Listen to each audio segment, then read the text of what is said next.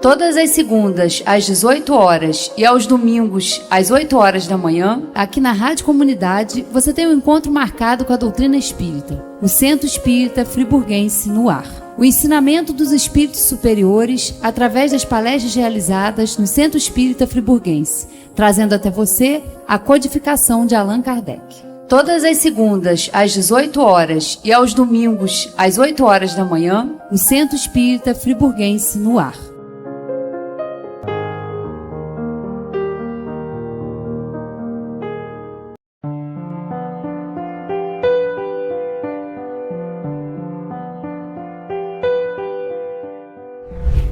Deus querido Pai, agradecidos estamos, Senhor, por mais essa tarde, por mais esta oportunidade de ampliarmos o nosso entendimento sobre as leis de Deus à luz da doutrina espírita.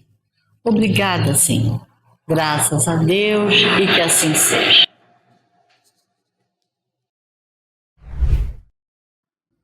Boa tarde para todos nós. Vamos dando sequência aqui nesse estudo que nós fazemos do Livro dos Espíritos. É um estudo sistematizado, né, que a gente faz aqui, porque a gente vai acompanhando aqui as perguntas que Kardec fez, e é interessante que a gente faça essa leitura, esse estudo, caminhando da maneira que ele fez para elaborar esse livro, porque tudo que ele foi perguntando no início é pré-requisito para que a gente possa entender lá para frente. Hoje, nós estamos entrando no terceiro livro que tem ali dentro de O Livro dos Espíritos, porque o Livro dos Espíritos, ele é um resumo ali da doutrina, né? Tem toda a doutrina dentro dele, toda. Livro dos Espíritos, a gente consegue ali toda a doutrina dos espíritos, com sua parte experimental, né, que é a parte científica, que são os experimentos ali do mundo espírita, também a parte filosófica, né, que depois foram essas partes todas desenvolvidas nas outras obras. E a Gênese veio desenvolver aí essa parte filosófica, e temos também as consequências morais. A gente sempre falou que o Espiritismo, ele existe com 3 aspectos. Eu mesma falei várias vezes isso no início, o aspecto científico, filosófico e religioso. Mas isso dava um pouco de confusão, porque uma coisa, para ter um aspecto religioso, né, algo que tenha um aspecto religioso, tem que ser uma religião. E como o Espiritismo não é uma religião no sentido de ser uma instituição, e sim no sentido etimológico da palavra, então muitos ainda concordam que ele tem esse aspecto religioso. Mas Kardec não fala em religião em toda a doutrina, em toda a codificação, e nem no aspecto religioso. No livro O que é o Espiritismo, logo no início, Kardec define ali a doutrina espírita como uma ciência de experimentação, um estudo filosófico, uma filosofia com consequências morais, né? Então, esse aspecto que a gente sempre falou, que é o aspecto religioso, na verdade, não é um aspecto religioso, são consequências morais, já que a doutrina espírita ela não é uma religião instituída, então não tem esse aspecto religioso, mas ela é uma religião no sentido etimológico da palavra, porque ela nos liga e religa ao Criador. Então, nesse sentido, ela é, né? Então, Kardec preferiu colocar consequências morais no lugar de consequências religiosas, né, de aspecto religioso, porque não é realmente uma religião. Então nós estamos entrando no terceiro livro, que foi dessas leis todas, dessa parte terceira, que Kardec desenvolveu o Evangelho segundo o Espiritismo, com as leis morais.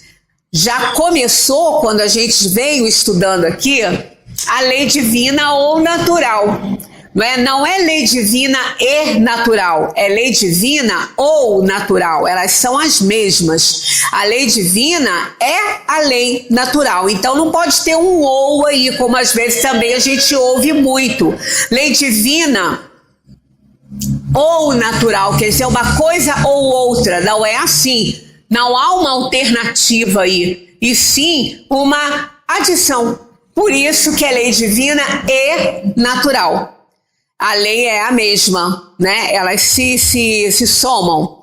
Então, no caso, agora, saindo desse estudo que fizemos da lei divina e natural, nós vamos agora abordar cada lei que Kardec colocou ali, trazendo o mesmo conteúdo da lei de Moisés, né? A mesma coisa. Se a gente for observar todas as leis, nós vamos ver que todo o conteúdo das leis morais que estão no Evangelho segundo o Espiritismo e estão também, né, desenvolvidas no Evangelho, mas estão estudadas no Livro dos Espíritos também, nós vamos ver que o conteúdo é aquele lá dos 10 mandamentos da lei de Moisés.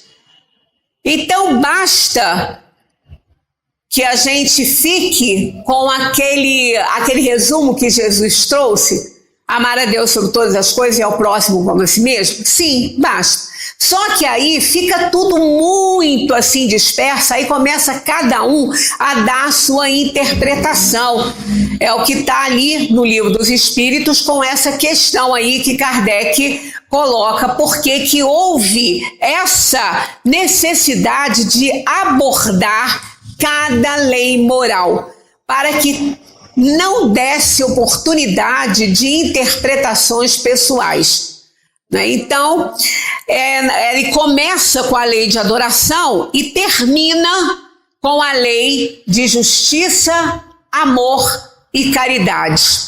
Nós vamos, quando a gente chegar lá, até eu estou pensando que como eu tenho que fazer palestra domingo aqui, eu acho que eu vou abordar essa última lei de justiça, amor e caridade, porque é interessante, porque é a única lei que tem essas três coisas aí unidas. As outras é lei de adoração, lei de conservação, lei de destruição, mas a última é a lei de amor, justiça e caridade.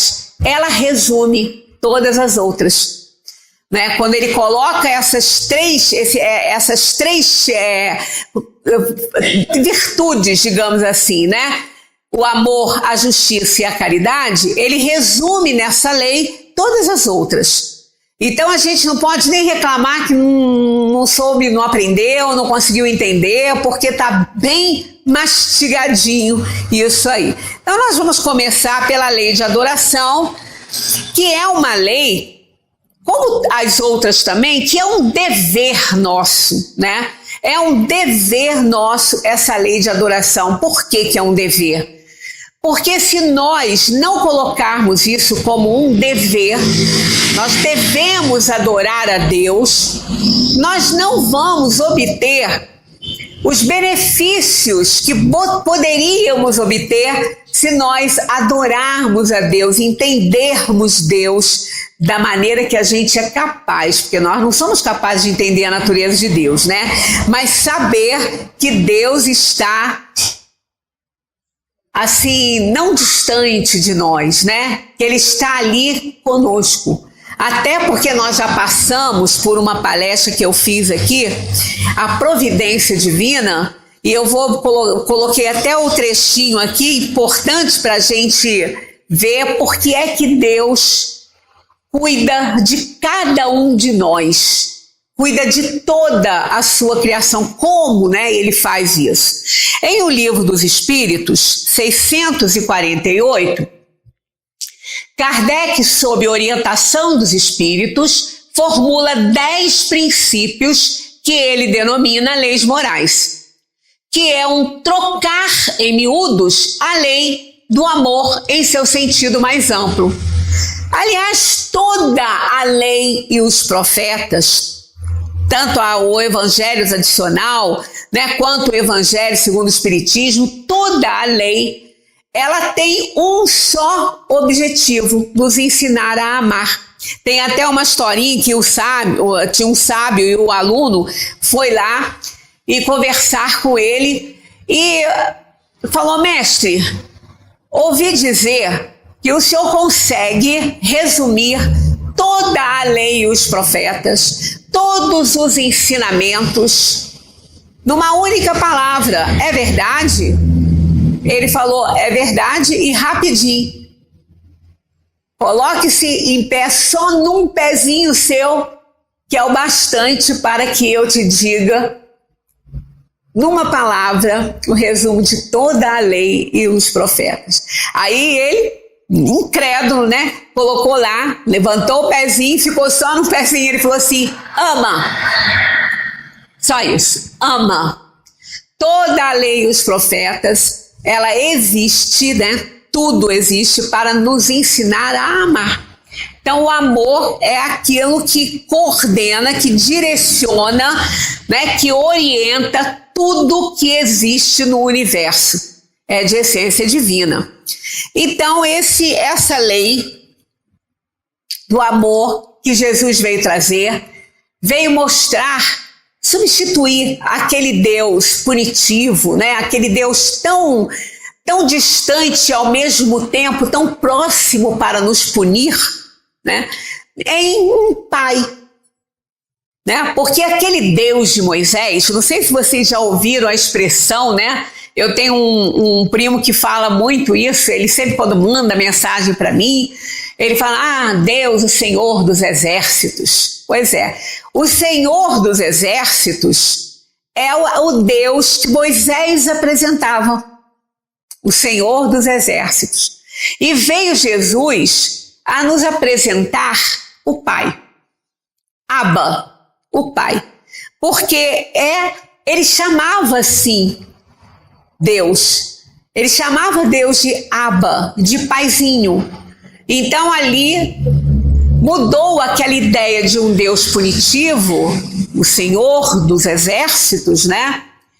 Para um Deus carinhoso, amoroso, que não pune ninguém, apenas dá oportunidade que cada um dos seus filhos possa fazer a própria redenção.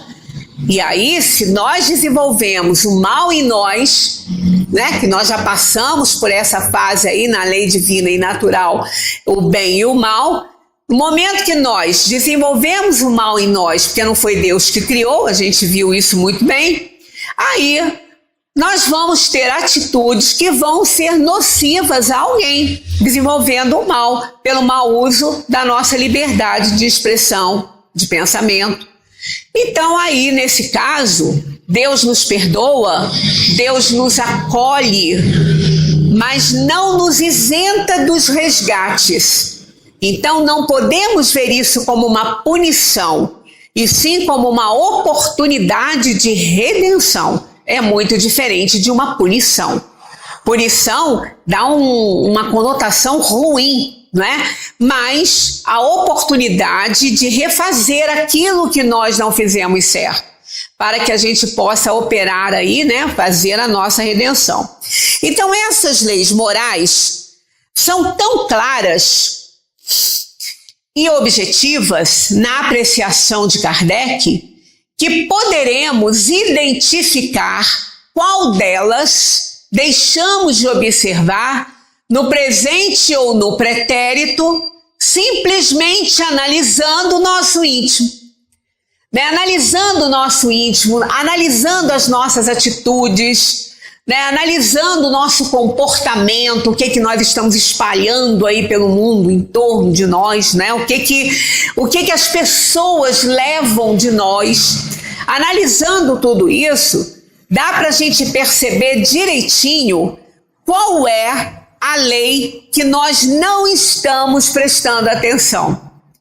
De tão interessante que é essa divisão que Kardec fez. Aí eu trouxe aqui umas comparaçõezinhas para a gente ver. Ó. Aqui são as leis, né? A lei de adoração, lei do trabalho, lei de conservação, lei de reprodução, lei de destruição, lei de sociedade, lei de igualdade, lei do progresso, lei de liberdade e a última, como eu falei, que é a lei de justiça, amor e caridade. Aqui estão as leis morais. E aí fizemos uma comparaçãozinha aí com as nossas os nossos sentimentos, né? Estamos inseguros? Estamos precisando de estudar a lei de adoração. Estamos desanimados? A lei do trabalho não está sendo levada em consideração. Enfermos? A lei de conservação. Sentimos-nos inquietos? Precisamos da lei de reprodução. Amedrontados? Lei de destruição. Solitários, lei de sociedade. Discriminados, lei de igualdade. Limitados, lei do progresso. Atormentados, lei de liberdade. E desmotivados, né, sem ânimo, né, desmotivados, nós temos aqui a lei de justiça, amor e caridade. Então, quando nós nos sentimos assim inseguros, está faltando aí estudar a lei de adoração. Se a gente se sente amedrontado por alguma coisa, e é o que mais a gente está tendo hoje, nós estamos cheios de medos, né? Muitos medos, medo de tudo. Né? A gente tem medo de tudo, a gente tem medo de sair à rua, tem medo de encontrar uma pessoa que não seja boa, tem medo de ser assaltado, tem medo de ser assassinado na rua, a gente tem medo de tudo hoje, né? Tem medo da bomba atômica, tem medo da Terceira Guerra Mundial, a gente tem medo de tudo. Então a gente está num momento que a gente está vivendo amedrontado. Está faltando estudar a lei de destruição. Nessa lei nós vamos ver a importância, né, das destruições quando elas são necessárias para que haja uma renovação. Né? Quando nós vemos a simples semente, né, uma semente que a gente planta, uma semente, se ela não morrer, se ela não abrir, se ela não rachar, a gente não vai ter o broto. Ela não vai dar uma árvore, ela precisa morrer. Então, quando nós vemos que a lei de destruição, aquilo que é necessário se destruir para que as coisas se iniciem novamente, aí a gente não vai viver nesse clima de medo que a gente vive todo o tempo, né? Porque tudo tem uma fase de vida, tudo tem um tempo para acontecer, né? E dura um determinado tempo.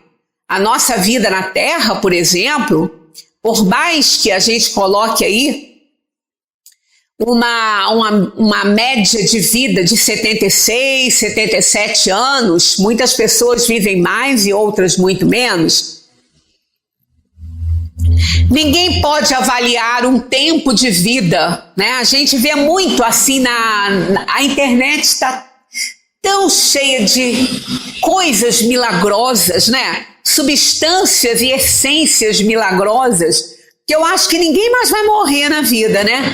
Porque eles têm remédio para tudo e nunca mais você vai ter aquele problema, né?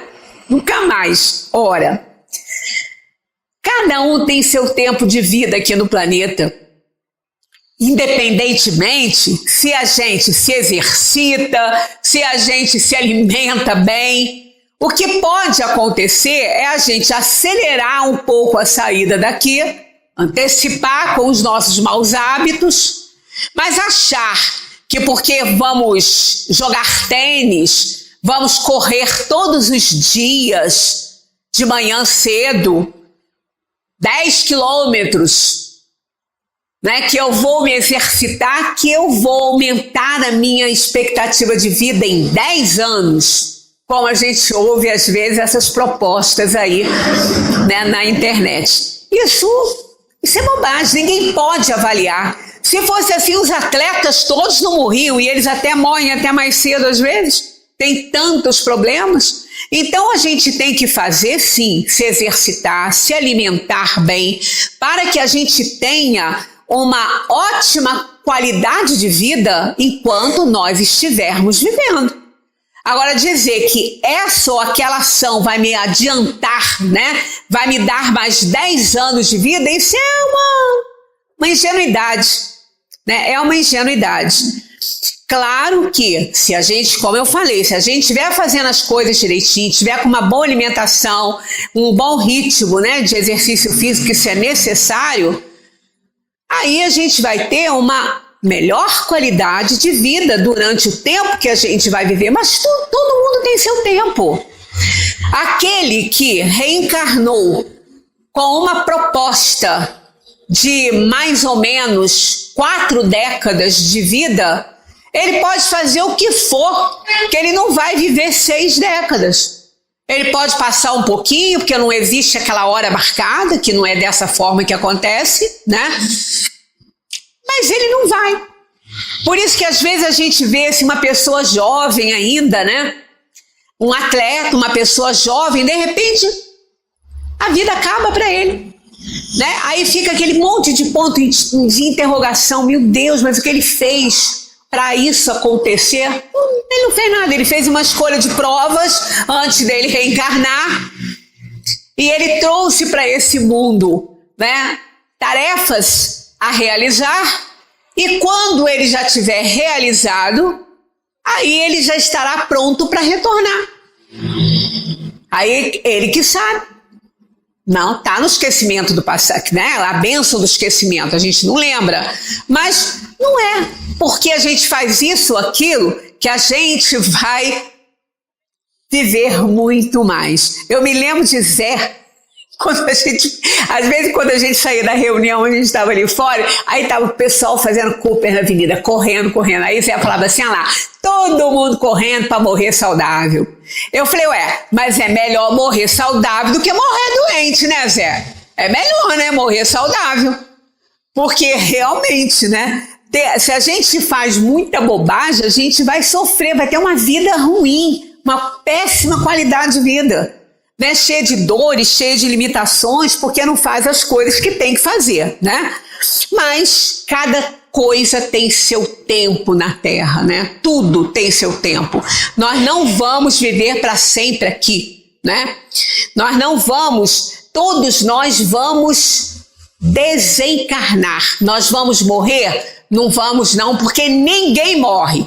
Então nós não vamos morrer. Nós vamos desencarnar. Mas morrer não.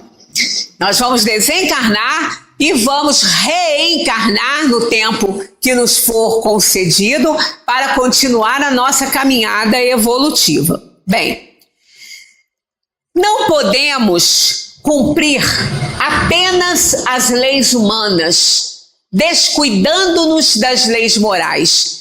Porque muitas vezes a gente faz essas coisas, né? A gente cuida muito das leis humanas, das leis orgânicas. Isso que eu acabei de falar, as pessoas fazem questão, né? Não, se não for à academia naquele dia, ele passa até mal, a pessoa passa até mal. Não, eu tenho que ir, eu tenho que... Claro, tem que ir. É bom, é importante a pessoa fazer exercício, tem que fazer mesmo, né? Isso aí, quantas doenças são... assim, minimizadas por conta de um bom preparo físico que a pessoa tenha, do exercício que ela faz. Agora, será que essa pessoa que está tão preocupada com o seu físico, que está tão preocupada com os seus músculos, né, com os seus suplementos, será que ela também está preocupada com a performance espiritual? Porque essa é que ele vai levar, né? Essa é que ele vai levar. Ninguém está pedindo que ele não tenha na parte física, mas ele tem que juntar as coisas. Porque o que nós vamos levar é realmente o que somos. E o que somos espíritos. Esse é imortal. Então a gente tem que cuidar para que a gente também dê esse preparo bom ao espírito. Não é só ao corpo físico, né? Então a gente não pode só cumprir leis humanas, leis orgânicas, descuidando-se das leis morais, porque elas que vão direcionar e orientar a nossa estada quando a gente sair daqui. Não são as leis de trânsito, as leis do mundo aqui que vão ser úteis para nós, e sim as leis morais. Essas vão nos fazer muita falta se nós não estivermos obedecendo a essas leis. Porque ao sair daqui através da desencarnação, quem vai nortear a nossa entrada na dimensão espiritual são as leis morais. Então, essas é que a gente precisa de estar bem atento. E todas aquelas que nós lemos ali, elas são resumidas pela última. Lei de amor, justiça e caridade. Aquele que aprendeu a amar, ser justo e ser caridoso, esse está bem. Esse está bem preparado para adentrar a dimensão dos espíritos quando daqui ele tiver que partir, né? Estamos vivendo como costumados infratores fixados na terra às voltas com penosas infrações impostas por nossa própria consciência, com a nossa visão bloqueada pelos limites do planeta Terra, ou como respeitáveis cidadãos do universo, com os horizontes do nosso pensamento ampliados para além do mundo material. Aí é que a gente tem que fazer. Como é que nós estamos nos conduzindo aqui nessa terra? Nós temos que dar muita importância à parte física, óbvio. O corpo é o nosso instrumento de trabalho aqui. O corpo é um instrumento do espírito, para que ele realize as tarefas que aqui ele veio realizar na escolha das provas que fez. Então é muito importante, mas é muito importante ele reconhecer que ele não é um cidadão do mundo, que ele não é um cidadão da terra. Né? Às vezes as pessoas ficam apavoradas, né? Porque ficam essas notícias da internet, as previsões de não sei quem, daqui e dali, né? E fica marcando o dia. Eu já tive fazendo um exercício aí, né, de observação. Olha, aí vem o tio, vocês vão ver o que vai acontecer no dia 20 de abril. Aí, quando você passa o 20 de abril, não aconteceu nada. Vocês vão ver o que vai acontecer dia 25 de abril, de acordo com as profecias, né? Aí as pessoas ficam apavoradas. Vai acabar a terra vai deixar de existir? Destruída ela não vai ser. Por quê?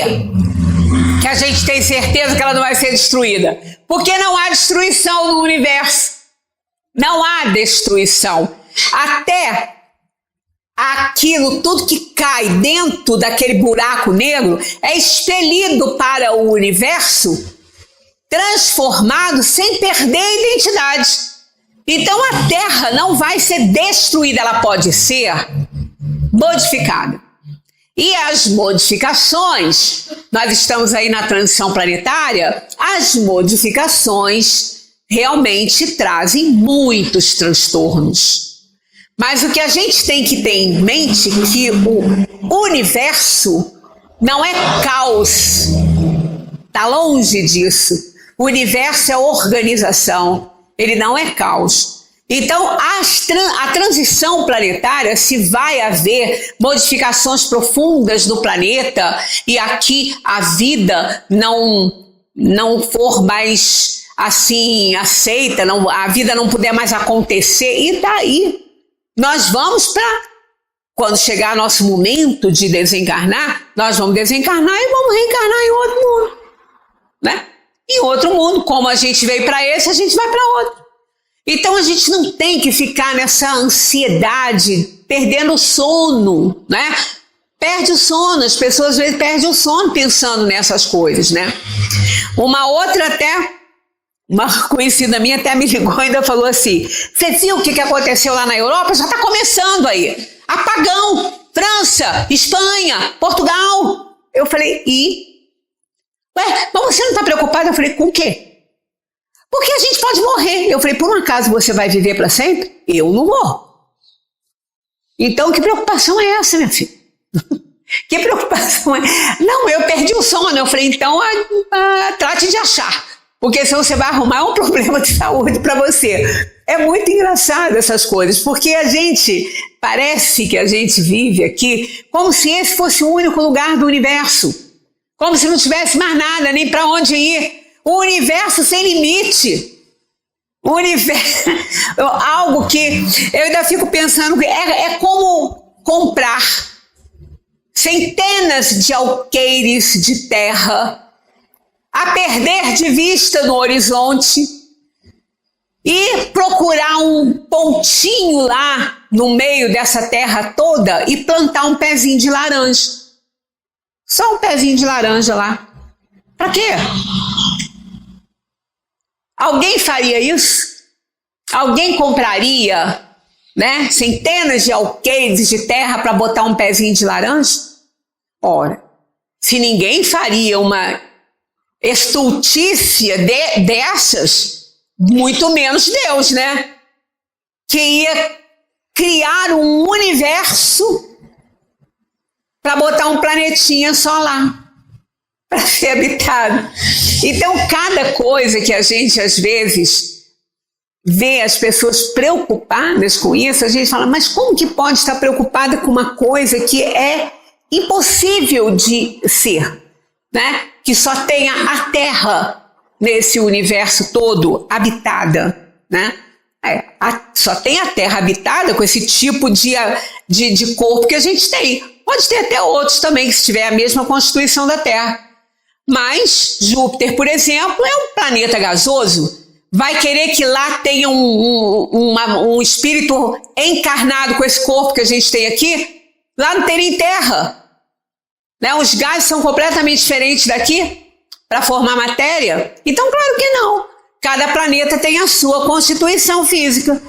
E os corpos que esses espíritos se utilizam ao reencarnar e para fazer a sua caminhada evolutiva, esses corpos pertencem àquele planeta. Esse corpo nosso, quando for para o laboratório da vida, seja por sepultamento ou por cremação, não importa, ele vai se tornar gases, de novo. Os mesmos que compõem essa mesa, essa parede, né? São os mesmos gases, nitrogênio, azoto, carbono, oxigênio, tudo, é a mesma coisa. Quando for transformado e se volatilizarem, né, esses átomos se desagregarem, vão aí voltarem àquilo que eram antes, né? Então isso não há destruição no universo, e sim transformação, né? Quando a gente vê uma semente que é obrigada a morrer para que ela brote, ela quebrou, ela não vai existir mais como aquela semente, mas ela vai existir na árvore que vai germinar dela. Então é claro que isso aí é algo que a gente precisa compreender, que não há, né? E Lavoisier já disse, a natureza nada se perde, nada se cria, tudo se transforma. Então só há transformação, todo fim é início de alguma coisa, né? Então a gente tem que decidir como é que nós estamos caminhando nessa terra. E se a gente decide, pelo que está aqui, ó, como respeitáveis cidadãos do universo, com os horizontes do nosso pensamento ampliados para além do mundo material, nós temos o dever de adorar o Criador. Esse Criador que nos proporcionou isso, que criou esse universo, que criou tudo que existe. Então, ele merece a nossa adoração, até para que a gente se beneficie das consequências dessa adoração. Porque a consequência, dessa adoração é uma vida mais tranquila, sem medos, com mais leveza. Por quê? Porque o Criador é o dono disso tudo, ele criou o universo e nós somos filhos de Deus. E nenhum pai aqui na terra, quando ama o seu filho, quando existe amor, porque às vezes não tem, vai abandonar. Abandona aquele que não ama, aquela mãe que não ama o filho, aquela abandona. Mas se existe esse amor, e como o amor é a essência divina, é a essência de Deus, ele nos ama. Então não vai nos deixar aí entregues à própria sorte diante das dores e sofrimentos. Então as nossas dores e sofrimentos, elas são resultado do mau uso do livre-arbítrio. Então vamos lá para 649. Eu não coloquei a pergunta de todos porque era tão óbvio que não tinha necessidade, só de algumas que eram importantes. Nessa questão, Kardec obteve dos espíritos a afirmativa de que a verdadeira adoração é a elevação do pensamento a Deus. Essa é a verdadeira adoração. Deus deve ser adorado em espírito, porque Deus, a gente não sabe qual é a sua natureza, Então a verdadeira adoração é a elevação do pensamento a Deus. Pela adoração, o homem aproxima dele a sua alma. Então o homem se aproxima de Deus pela adoração. Ah, mas Deus não está sempre com a gente? Tá, mas nem sempre nós estamos com Ele. Ele está sempre conosco, mas nem sempre nós estamos com Ele. E a gente precisa querer estar. A gente já falou, inclusive, isso aqui, que o anjo da guarda, que é aquele amigo espiritual, aquele amigo que não nos abandona em momento nenhum, é um espírito superior que nos ajuda a vencer as nossas dificuldades aqui na Terra. Ele precisa que a gente o requisite. Ele precisa disso. Por isso que a gente tem que pedir a ele para nos ajudar. Ué, mas ele não é tarefa dele? Ele não sabe que ele tem que fazer isso? Ele faz. Mas nem sempre a gente quer a ajuda dele. Ajudar, ele ajuda. Mas quando a gente não quer essa ajuda, a gente nem percebe que está recebendo essa ajuda. Agora, quando a gente pede a ele, aí a gente abre um canal de comunicação com ele. E é exatamente a questão divina, a questão com Deus. Quando nós adoramos a Deus, a gente abre um canal com essa inteligência suprema, com essa causa primária de todas as coisas. E aí sim, nós nos aproximamos dele, porque ele está sempre próximo de nós. Nós já vimos isso quando fizemos uma abordagem sobre a providência divina, que eu até vou colocar aqui o trechinho que está na Gênesis, que fala como que Deus cuida de todos nós, e não esquece de ninguém. Na 650, Kardec ouve dos espíritos que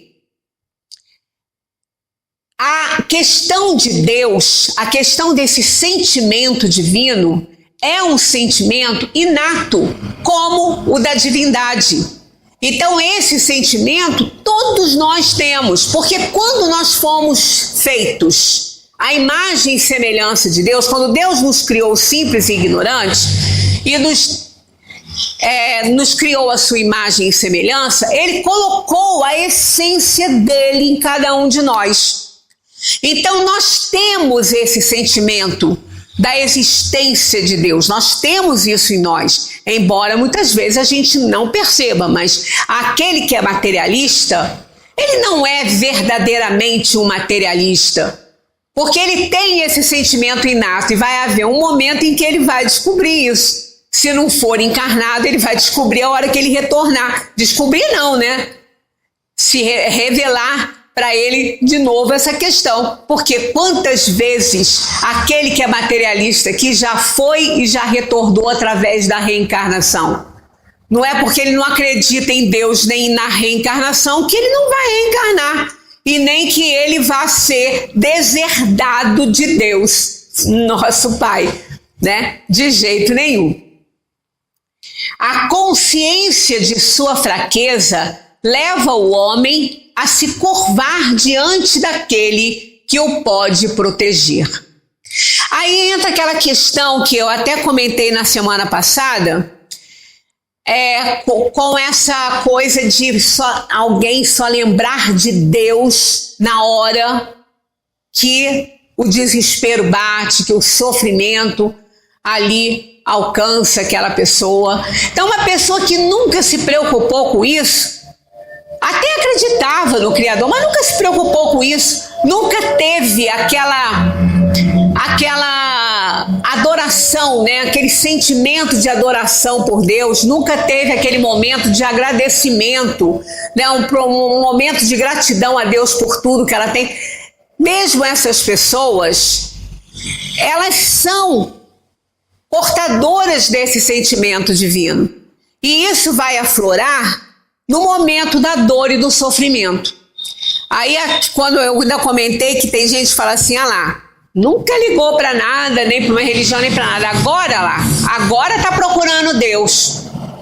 Pois é nesse momento mesmo.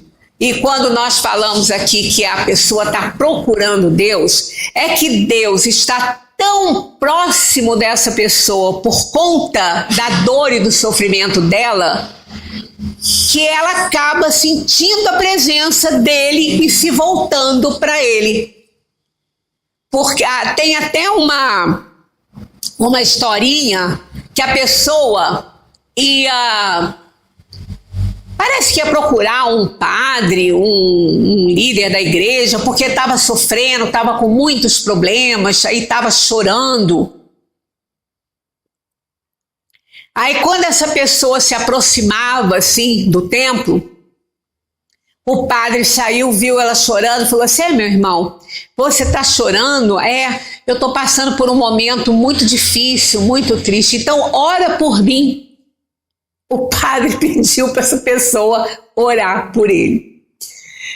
Aí ele ficou assim estranho, né? Mas como assim ele tinha ido para lá para poder pedir uma ajuda ao padre, o padre vai e ainda pede para ele orar por ele? Foi aonde ele falou para ele falou assim, olha, quem sofre, quem está com uma tristeza profunda, uma dor intensa, quem sofre, está muito mais perto de Deus do que quem não tem nenhum problema.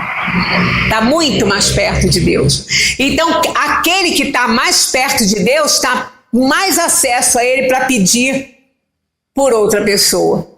Então, no momento que é exatamente isso, no momento que a gente pede pelos outros, a gente também recebe. Né? É oferecendo, né? É dando o que a gente recebe, é perdoando que se é perdoado, é a oração de São Francisco de Assis. No momento que a gente compreende a dor do outro, porque também a gente está passando, é o espinho na carne que Paulo falava, a gente se comove com a dor do próximo. Então, quanto mais a gente sofre, quanto mais a gente fica diante, né, daquilo que a gente chama de desgraça, mais perto de Deus a gente vai estar naquele momento. Porque mais necessidade a gente vai ter. Porque o tamanho de Deus é do tamanho do vazio do nosso coração. Esse é o tamanho de Deus para nós. Ele é tamanho do vazio que a gente traz em nós. Então, quanto mais problemas a gente tem, mais perto de Deus a gente vai estar, porque nós vamos pedir por Ele. Pedir a Ele para nos ajudar. Então é por isso que quando a gente fala que a adoração é um dever, para que a gente possa se beneficiar daquilo que vem em troca da adoração, que é a atenção divina, o recurso divino, o cuidado divino conosco. Então é importante que a gente observe isso, porque às vezes as pessoas acham que porque Deus é Deus, eu não tenho que pedir nada para Ele. Ficar pedindo coisas realmente não. Né? Porque Deus sabe realmente tudo que a gente precisa. A gente só precisa abrir os canais de comunicação com Ele. Colocar-se humildemente naquela situação de necessidade da assistência divina e pedir essa assistência, não é ficar pedindo coisas, né? Deus sabe muito bem do que a gente precisa, mas a gente precisa abrir esse canal de comunicação com Ele, porque os espíritos inferiores, eles não se preocupam se a gente vai pedir ou não, vai estabelecer canal de comunicação com eles. Eles invadem a nossa privacidade. Eles invadem o nosso campo energético quando eles se sintonizam com a nossa inferioridade. Mas o espírito superior, ele não faz isso. Por isso que é importante pedir a ajuda do anjo da guarda. Pedir ajuda. Me ajude. Não precisa pedir nada em específico. Ele sabe o que a gente está precisando. Mas peça ajuda, que aí sim estabelece um canal com Ele. A adoração necessita de manifestações exteriores? Kardec perguntou isso.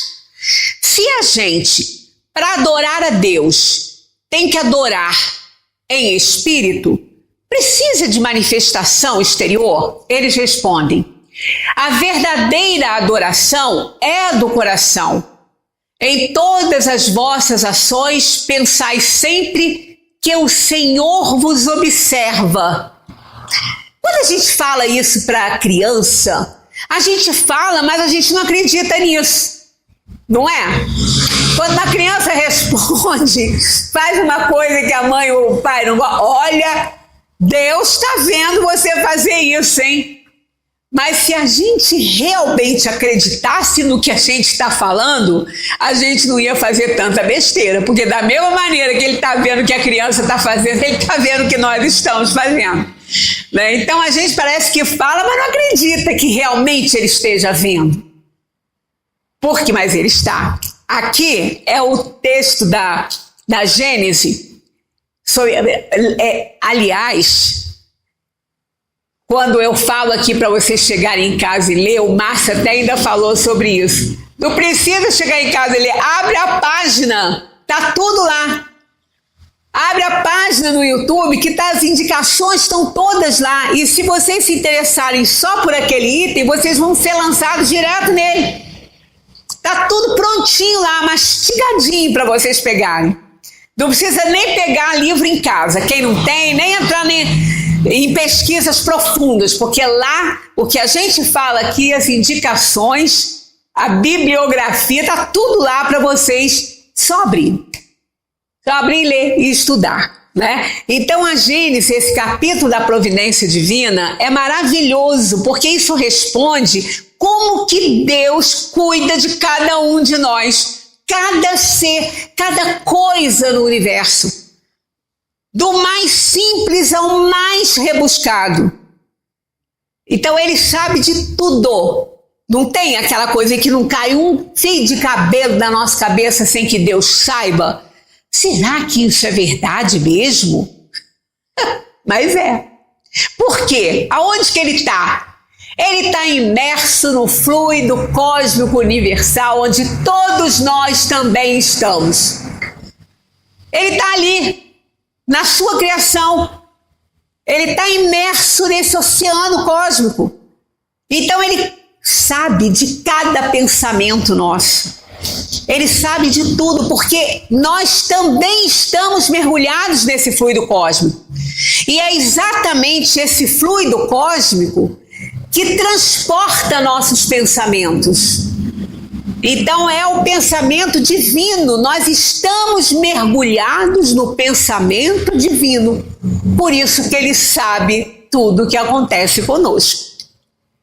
Aqui tem essa partezinha, mas ó, Gênesis, Deus 20-30, vocês vão encontrar isso tudo lá na página. A providência é a solicitude de Deus para com as suas criaturas.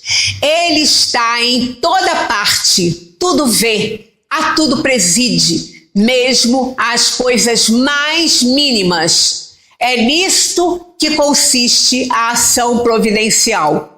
E ele está fazendo isso por quê? Ele consegue isso porque ele está imerso no fluido cósmico, onde nós também estamos. Então, nesse capítulo, vocês vão encontrar a explicação para tudo isso aí. A adoração exterior, então, ela é útil? Olha, se eu tenho que adorar Deus em espírito, eu não preciso colocar, né, a minha adoração para todo mundo ver, num ato de cerimônia, num ato, né, assim. Mas ela é útil, de alguma forma? Aí eles respondem, sim, se não for um fingimento. Por quê? Quantas pessoas nós conhecemos que frequentam as suas religiões, os seus templos, né, os templos religiosos, da onde estão vinculados, só para constar. É igual a questão do batismo. Batismo na Igreja Católica. Às vezes a pessoa nunca entrou numa igreja. Não sabe nem o que é batismo. Nem para quê. Mas convém, né? Ah, mas tem que ser batizado, né? Por que tem que ser batizado? Ela é daquela religião, você sabe o que é o batismo? Então, às vezes as pessoas não têm noção de nada. Quer dizer, é um desrespeito enorme com a própria religião. Porque ela não sabe nem o que é aquilo. Ela vai por convenção. Ah, não, a escola pode pedir certidão de batismo. Então ela está batizando o filho por essa razão? Porque a escola vai pedir? Ou porque é comum, né, a criança ser batizada? Ela não está indo pelo significado desse sacramento da Igreja Católica, que é importante para os cristãos católicos. Né? Nós somos cristãos espíritas, não temos batismo, não fazemos isso, mas os cristãos católicos e protestantes fazem. E é um ritual, é importante para eles, tem significado para eles. Mas às vezes a pessoa vai lá, né? Vai à missa porque é normal ir à missa de manhã no domingo, ou vem ao centro porque eu vou ao centro. Domingo, 19 horas, tem reunião, tem palestra no centro, eu vou. Mas às vezes está vindo por uma convenção. A maioria não. A maioria vem querendo aprender bastante coisa, mas tem um ou outro que não. Então é essa questão aí. Sim, quando não for um fingimento. Se a exteriorização dessa adoração não for um fingimento, aí ela é útil. Não é necessário, mas ela é útil. É sempre útil dar um bom exemplo, mas os que o fazem só por afetação e amor próprio, e cuja conduta desmente a sua aparente piedade, dão um exemplo antes mal do que bom, e fazem maior mal do que supõem. Ora, uma mãe que ensina seu filho a orar na hora de dormir, né? Vai dormir, então ensina seu filho. Ela tem que exteriorizar a adoração dela ali, em palavras, né? Muitas vezes numa atitude, porque ela está ensinando a criança. Nessa questão é muito útil. Como que ela vai ensinar uma criança a orar se ela não faz para a criança ver? Se ela não ensina, se ela não dá esse exemplo? Ela está orando intimamente, ela está adorando Deus em espírito, mas ela não está demonstrando para a criança. A criança não tem telepatia para saber o que ela está pensando. aí sim, ela vai exteriorizar a sua adoração. Porque ela vai falar palavras, ela vai ensinar aquela criança a orar. Né? Então, aquela pessoa que está precisando de uma assistência, está acamado, muitas vezes nem enxerga, né? Está com uma dificuldade, está com muitos problemas. A pessoa chega para fazer o passe, os espíritas, né? Chegam para fazer um passe, ou o protestante vai lá para fazer uma oração. É importante que se exteriorize, para que ela sinta confiança naquilo ali, né? Porque aquela pessoa que está acamada, ela nem ouve, ela nem enxerga direito, ouve até mal. Se a pessoa chegar ali, ela vai adorar a Deus e pedir ajuda para aquela pessoa, mas se ela não exteriorizar nada, aquela pessoa que está na cama vai pensar que ela não fez nada, né? Que ela nem orou por ela. Então a exteriorização, ela é útil quando ela não é um fingimento, e nesse caso da mãe ensinando, da prece que se faz para uma pessoa que está necessitando, não é um fingimento, aí ela é útil. O que não é útil é quando a pessoa faz só para aparecer, aí realmente não é útil. Na 654 tá assim: Deus prefere os que o adoram do fundo do coração, com sinceridade, fazendo o bem e evitando o mal aos que pensam honrá-lo através de cerimônias que não os tornam melhores para os seus semelhantes. Então Deus prefere que o adorem de coração mesmo, né? Porque às vezes a pessoa vai... Já repararam, na época de campanha política, quem nunca entrou numa igreja, o candidato nunca entrou numa igreja, mas ele vai. Ele vai, ele assiste o culto, ele assiste a missa, ele entra aqui, assiste a palestra, né? Mas ele está ali para ele, né, com sinceridade? Não, ele está ali porque convém que vejam, ele é religioso, ó.